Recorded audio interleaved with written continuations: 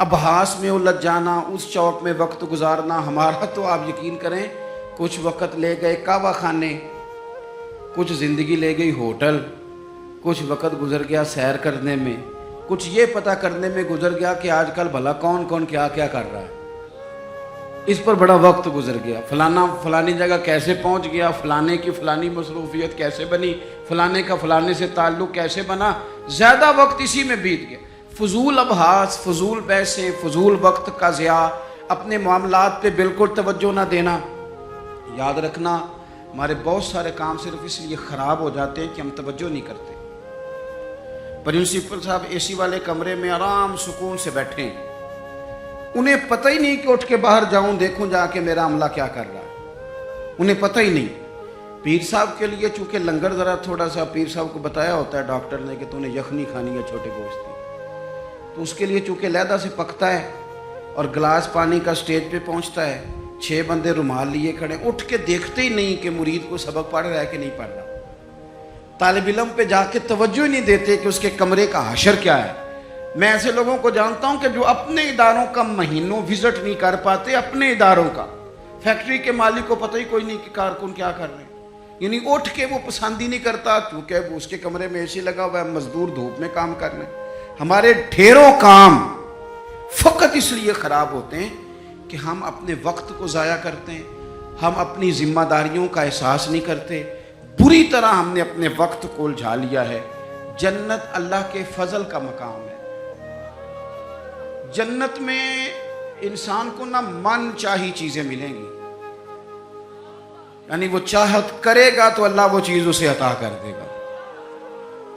من چاہی چیزیں جنت میں ملیں گی. من چاہی یعنی حضور صلی اللہ تعالی علیہ وسلم نے بات کو نہ 2 جملوں میں بند کر دیا. فرمایا جنت میں رب نے تمہارے لیے وہ نعمتیں تیار کی ہیں نہ کسی آنکھ نے دیکھی، نہ کسی کان نے سنی، نہ کسی دل میں کبھی خیال بھی گزرا ہوگا کہ رب یہ بھی عطا کرے گا.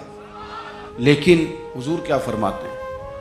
نبی پاک صلی اللہ علیہ وسلم فرماتے ہیں جنتی بھی ایک بات پہ حسرت کریں گے، حالانکہ وہاں کوئی کمی نہیں، کوئی کمزوری نہیں، پر جنتی بھی حسرت کریں گے، کہیں گے ہائے کاش. حسرت کریں گے. یا رسول اللہ کس بات پر؟ تو حضور فرمانے لگے وہ وقت جو دنیا میں ان سے ضائع ہو گیا، خدا کا ذکر نہیں کر سکے، درود نہیں پڑھ سکے، جو وقت ضائع ہو گیا اس وقت پر جنتی بھی جنت میں جا کے حسرت کریں گے کہ یار یہ کیوں ضائع کیا. دیکھیں دنیا میں نا سب سے بندہ سمجھدار وہ ہے جسے اپنا وقت مینج کرنا آ گیا. ہم کیا کرتے ہیں، ایک چیز کو گلے لگا کے باقی کاموں سے بھی رہ جاتے ہیں. آج کل مجھے کاروباری ٹینشن ہے لہذا نمازیں بھی گئیں، آج کل مجھے کاروباری ٹینشن ہے لہذا ابا جی کی خدمت بھی گئی، آج کل مجھے کاروباری ٹینشن ہے لہذا حقوق العباد بھی گئے. چونکہ کاروباری ٹینشن ہے تو لہذا کسی سے ہنس کے مسکرا کے بات کرنے والی جو نیکی تھی وہ بھی گئی. ایک ٹینشن آئی ہے نا تو آپ نے سارا کچھ اسی کھاتے لگا دیا ہے، وہ تو آتی رہے گی. نبی پاک صلی اللہ علیہ وسلم نے 23 سالوں میں انقلاب برپا کیا. آپ دیکھ لیں کون سا ایسا موقع ہے جہاں سکون سے کسی نے بیٹھنے دیا. کبھی کافر بدر میں آ گئے، کبھی احد میں آ گئے، کہیں خندق میں آ گئے، کہیں خیبر میں آ گئے. وہ معاملہ اپنی جگہ پہ تھا تو یہاں مدینے میں یہودیوں کی سازشیں شروع ہو گئیں. وہ اپنے مقام پر ایک معاملہ تھا تو منافقین اندر تھے. وہ الگ سے عبداللہ بن نبی سلول کا گروپ الگ سے سازشیں کرتا تھا. پر ان ساری پریشانیوں کے باوجود اور جو نجی اور ذاتی دکھ تھے وہ بھی اپنی جگہ پہ قائم. کبھی حضرت ختیجہ وصال کر گئی، کبھی حضور کی بڑی شہزادی کا وصال ہو گیا. حضور بدر کی فتح کر کے آ رہے تھے تو حضرت عثمان غنی نبی پاک کی شہزادی کو دفن کر کے آ رہے تھے، تدفین ہو رہی تھی. یہ سارے نظام دکھ بھی ساتھ رہے، پر ان سارے کاموں کے باوجود رسول پاک تہجد بھی وقت پہ پڑھتے رہے، صحابہ کو قرآن بھی وقت پہ سکھاتے رہے. رسول پاک صلی اللہ تعالی علیہ وآلہ وسلم لوگوں سے مسکرا کے بھی وقت پہ ملتے رہے. حسنین کو کندھوں پہ بٹھا کے وہ والا معاملہ بھی وقت پہ کرتے رہے. سارے کام ساتھ ساتھ ہوتے ہیں. ہم نے ایک دو چیز کو بابو جی یہ نہیں صحیح ہو رہا لہذا سارا کچھ ہی خراب ہے. ہمارا وقت ضائع ہو رہا بھائی، اور تیزی سے ضائع ہو رہا ہے. ہم بڑے قیمتی ہیں، اپنے آپ کو قیمتی سمجھیں. آپ دیکھیں نا ہمارے صوفیاء کہتے ہیں کہ وہ بار کچھ پہچاننا، اللہ کی معرفت حاصل کرنا، آگے بڑھنا، یہ تو دور کی باتیں، سب سے پہلا کام یہ ہے کہ من عرف نفسہ، اپنے آپ کو تو پہچاننا۔ یہ جو ہمارا طبقہ نوجوانوں کا ہے اور ہمارے وہ لوگ جو ابھی اپنی عادات کو پکا رہے ہیں، وہ اپنے معاملات کو تھوڑا سا مینج کر کے چلیں۔ اگر آپ سارا دن فارغ رہیں گے تو کچھ نفس کی لذات بڑھ جائیں گی، چیزوں کو مینج نہیں کریں گے تو جو لوگ گھر میں سارا دن لیٹے رہتے ہیں ان کی فرمائشیں بھی بڑھ جاتی ہیں۔ کبھی ان کا صبح کے ناشتے میں پائے کھانے کو دل کر آتا ہے، دوپہر میں کچھ فارغ ہیں تو وہ کہتے ہیں پکوڑے نکل آئیں تو تب بھی ذرا اچھا ہی رہے گا، پھر وہ تھوڑی دیر کے بعد یہ بھی فرمائش کرتے ہیں کہ شام کا وقت ہے تو چلو میٹھے میں بھی کوئی 2-1 ڈشیں بن جائیں تو اچھا ہوتا تھا۔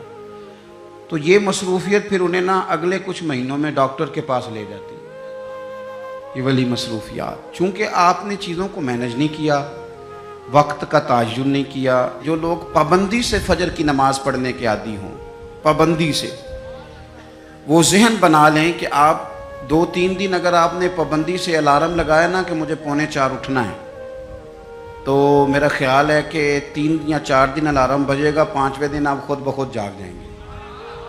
اور فجر کے بعد جب آپ واک کر کے لوٹیں اور پھر آپ کا خیال ہو کہ میں نے کچھ تلاوت بھی کرنی ہے، آپ کا تعین ہو وقت کا، اور یہ رواج آپ کی وجہ سے بچوں میں منتقل ہوگا، آپ کی وجہ سے۔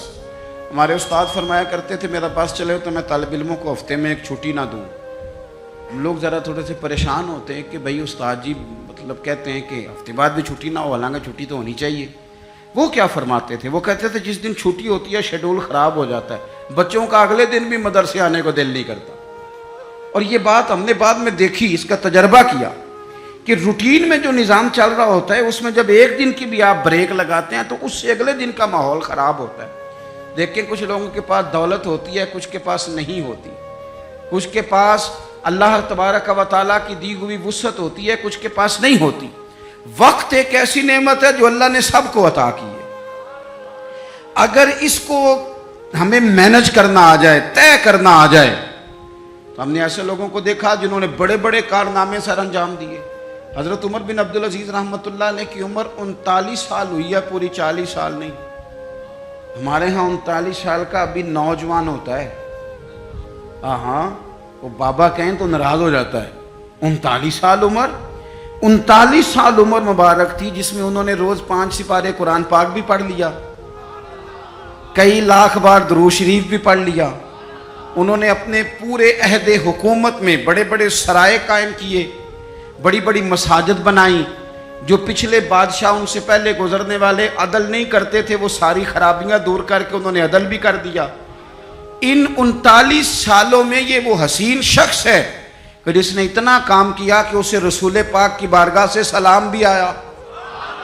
اتنے بڑے کام کر کے، اتنے بڑے کام کر کے وہ 39 سالوں میں اللہ کے حضور بھی حاضر ہو گئے، اور صدیاں بیت گئیں۔ خطیب ممبروں پہ بیٹھ کے ان کی تعریفیں کرتے ہیں، ان کی مثالیں دی جاتی ہیں، ان کے تذکرے کیے جاتے ہیں، ان کے احوال بیان کیے جاتے ہیں۔ وجہ کیا تھی؟ وقت نہیں ضائع کیا، ٹائم نہیں ضائع کیا۔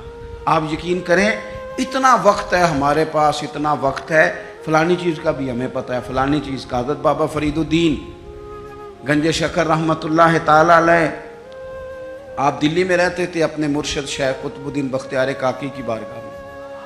تو ایک بندہ دور سے کہیں آیا تو اس نے بابا صاحب سے کہا فلانے محلے جانا ہے۔ فرمانے لگے مجھے نہیں پتا اس کا۔ وہ کہنے لگا آپ دلی میں نئے آئے ہیں؟ فرمایا نہیں، سالوں بیت گئے۔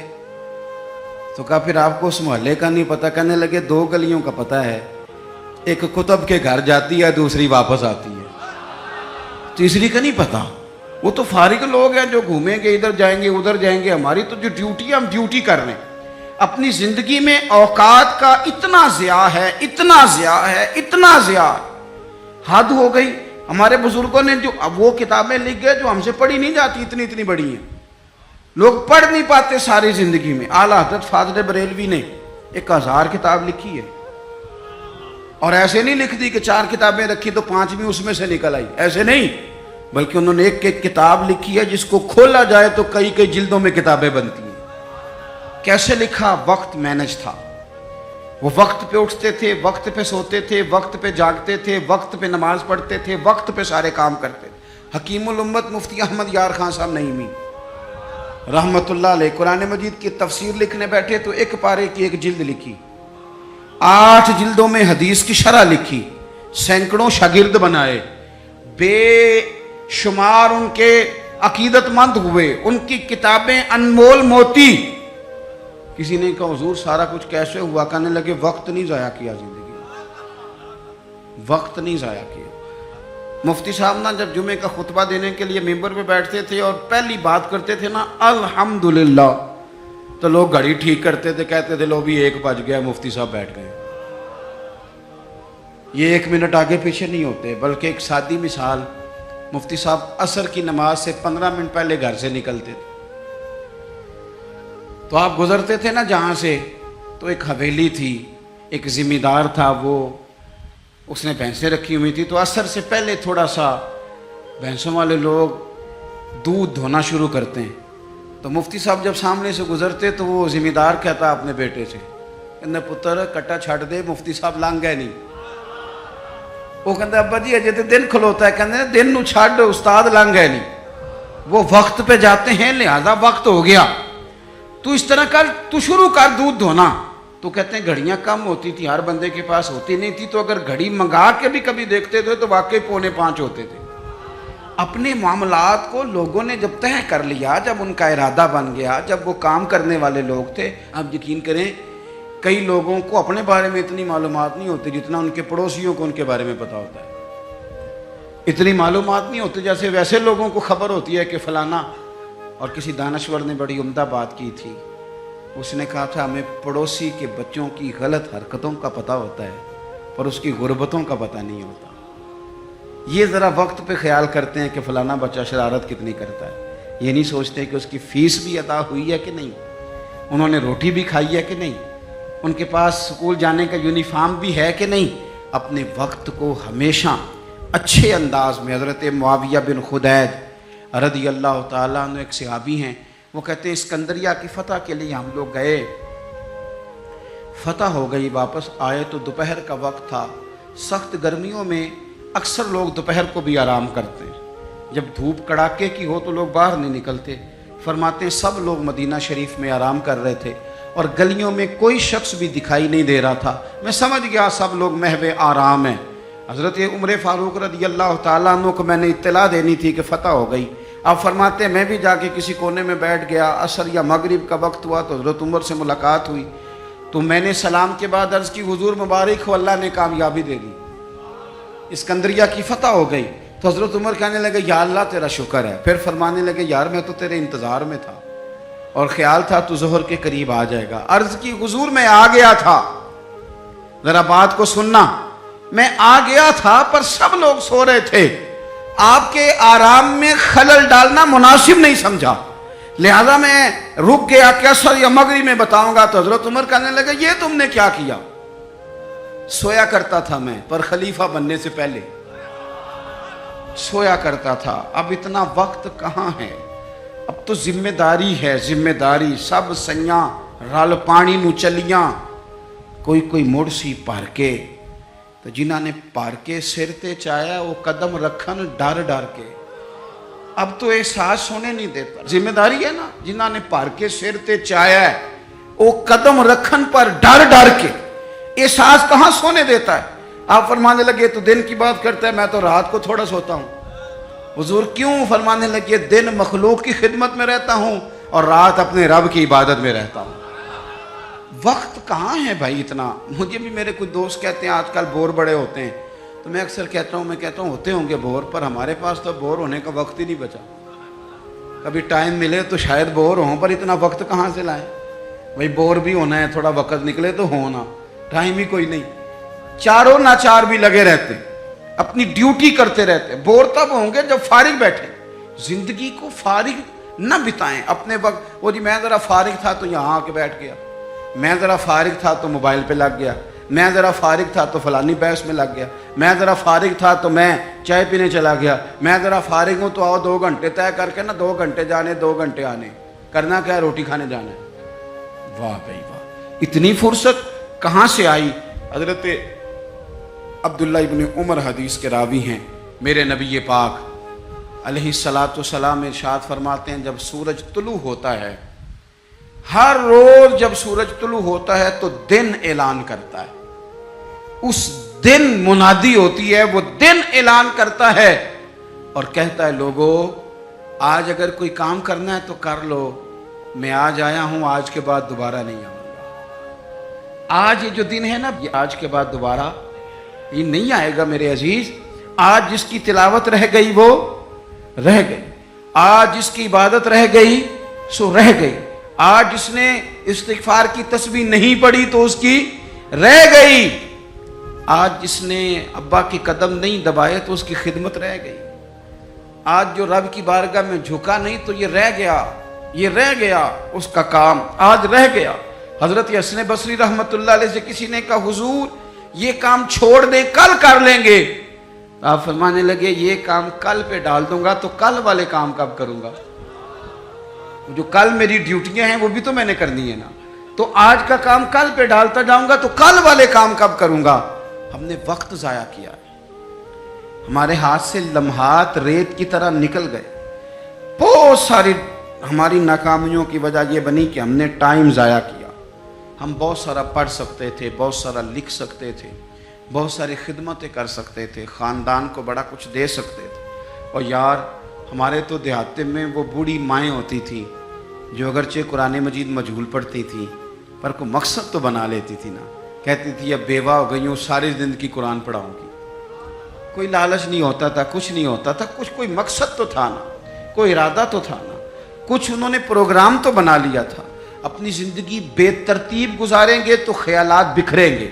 आज ना हर तीसरा बंदा कहता है कि जनाब वसवसे बड़े आते हैं, हर चौथा बंदा कहता है दिल में बड़े बड़े ख्यालात आते हैं। मैं इस नतीजे पे पहुंचा हूँ, मीडिया देख देख के, रंग रंग की कहानियाँ सुन के, रंग रंग की स्टोरियाँ सुन के, कोई क्या कह रहा है, कोई क्या कह रहा है, गुमसान का रन पड़ा हुआ, अल्लाह जाने कौन सच्चा कौन झूठा क्या बन रहा है। ये चीज़ें ज़हन में इतनी पुख्ता हो जाती हैं कि वसवसे ही वसवसे, ख्यालात ही ख्यालात, तसव्वुरात ही तसव्वुरात। वो लोग जो अपने मुसल्ले के साथ जुड़े हुए थे, जो अपनी तिलावत वक्त पे करते थे, जो वज़ाइफ वक्त पे पढ़ते थे, जो तुरूद ताज इतना सोना पढ़ते थे, इतना सोना पढ़ते थे कि पाकिस्तान में बैठ के पढ़ रहे होते थे तो लगता था गुंबद खजरा सामने मौजूद है। इतने ज़ौक़ से हुजूर की बारगाह में अपने आप को पेश करते थे तो वो लोग सुकून में रहते थे, उन्हें ख्वाबें अच्छी आती थी, उनकी फ़िक्रें मजबूत रहती थी, उनके जहनों में कोई तनाव नहीं था। अब तो बहुत सारे लोग ऐसे हैं कि अल्लाह ताला माफ़ करे, आने वाले वक्त में सबसे ज़्यादा दवाई गर्दन की दर्द की खाया करें, क्योंकि 3-3 घंटे तो मोबाइल पे झुके रहते, तो कैसे निज़ाम आगे बढ़ेगा। अजीज़ भाई, वक्त की म्यान से जो एक दफ़ा तीर निकल गया दोबारा पलट के उसमें दाखिल नहीं होगा। अपने वक्त को बचा लें, अपने लम्हात को ज़ाया होने से बचा लें। ये बड़े कीमती हीरे हैं, ये आपको अल्लाह ने वुसअत दी है, आसानी दी है, फरागत दी है। तो नबी पाक सल्लल्लाहु अलैहि वसल्लम ने फरमाया ये रब की नेमत है। हम ना अपने बुज़ुर्गों को कभी देखते हैं ना जी, हज़रत शेख इब्राहीम कहते हैं काजी अबू यूसुफ रहमतुल्लाह अलैह शदीद बीमार थे, इमाम मालिक रहमतुल्लाह अलैह के शागिर्द हैं। तो ये आइमा का थोड़ा बहुत इख्तलाफ भी होता है बाज़ औक़ात फ़िक़ही मसाइल में। आपको पता है इमाम आज़म अबू हनीफ़ा के शागिर्द हैं अगरचे काजी अबू यूसुफ, लेकिन अदब के साथ बाज़ मसाइल के अंदर उन्होंने अपनी राय मुख्तलिफ भी पेश की। तो कहते हैं वो शदीद बीमार थे, इतने बीमार थे कि गशी का आलम तारी था। तो मैं उनकी तीमारदारी करने चला गया। हम जब बीमार पड़े होते हैं कुछ है याद रहती है, क्योंकि मिशन ही कोई नहीं। बीमार है बच्चे भी साइड पे ले जाओ जी, मेरी तबीयत नहीं ठीक, कुछ नहीं करना, क्योंकि पहले भी कुछ नहीं करते थे, तो अब तो वैसे बीमार हैं, अब हमने क्या करना, कुछ करते ही नहीं। कादी अबू यूसुफ रहमतुल्लाह अलैह शदीद बीमार थे। शेख इब्राहीम फरमाते मैं तीमारदारी करने के लिए हाजिर हुआ, उनको गशी तारी थी, अचानक उनकी आंख खुली, शदीद बीमार हैं, उठ के बैठा नहीं जा रहा, लेकिन मकसद है ना जिंदगी में कोई। तो फरमाने लगे अच्छा हुआ यार एक आलिम मेरे पास आ गया, एक मसले पे तहकीक कर रहा हूँ, समझ नहीं आ रही, ज़रा मुझे बताओ तो सही।